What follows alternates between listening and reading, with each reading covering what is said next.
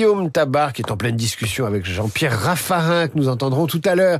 Guillaume Tabar, bonjour. Bonjour David. Bruno Retailleau a présenté hier le projet économique des Républicains. Le moment est-il bien choisi alors que l'urgence du mois, ça reste quand même le vote du budget? Ah oui, mais c'est justement pour cette raison que Bruno Retailleau a choisi de se projeter. Car le budget, vous l'avez dit, ça redevient effectivement le sujet du moment. Et on sent une impatience générale, aussi bien des acteurs politiques que de l'opinion, d'en finir au plus vite. Mais en finir au plus vite, ça veut dire quoi ? Ça veut dire à nouveau trouver un accord avec le PS, lequel réclame 10 milliards d'impôts en plus et 8 milliards de dépenses supplémentaires. Donc vous voyez bien le dilemme des Républicains. Soit ils soutiennent ce budget et on les accusera de cautionner une fuite en avant coûteuse, soit ils font de la résistance et on les accusera de prolonger un blocage dont tout le monde est fatigué. Autrement dit, deux mauvaises solutions pour LR. Alors présenter dès aujourd'hui un programme économique pour demain, c'est finalement une manière de dire mieux vaut organiser un débat sur un projet pour 2027 que subir un débat sur le budget 2026. Alors cela suffit-il à redonner une identité à une droite qui, depuis que Bruno Retailleau a quitté le gouvernement, a du mal à exister, coincée qu'elle est entre le bloc central et le Rassemblement national? Vous avez raison, la grande difficulté de LR est de justifier son existence, donc de prouver sa spécificité.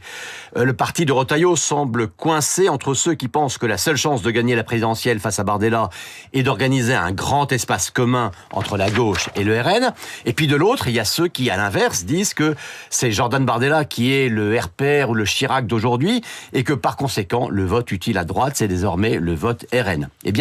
Face à ces deux pressions, ces deux tentations, l'économie reste le terrain sur lequel une offre libérale, réformatrice, valorisant le travail et aidant les entreprises, s'avère non seulement possible, mais aussi nécessaire.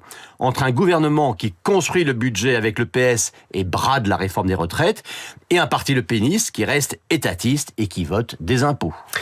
Pour Bruno Retailleau lui-même, c'est aussi évidemment un moyen de se relancer après le coup de mou de ces derniers mois. Oui, on a assez épilogué sur sa sortie ratée parce que mal expliquée du gouvernement. C'est vrai qu'il a dévissé en quittant le ministère de l'Intérieur, mais c'est quand même pas un retour à la case départ. Il reste quand même avec Édouard Philippe, Gabriel Attal et Gérald Darmanin dans un carré qui dispose d'une popularité certaine, même s'ils restent tous à distance du tandem Bardella-Le Pen. En tout cas, quoi qu'il en soit, privé de la tribune privilégiée de la place Beauvau, Bruno Retailleau doit maintenant parvenir à se faire entendre comme chef de parti, d'où l'importance de ce projet économique. Guillaume Tabar, éditorial à retrouver sur lefigaro.fr en vidéo, évidemment sur votre application Radio Classique. À demain Guillaume.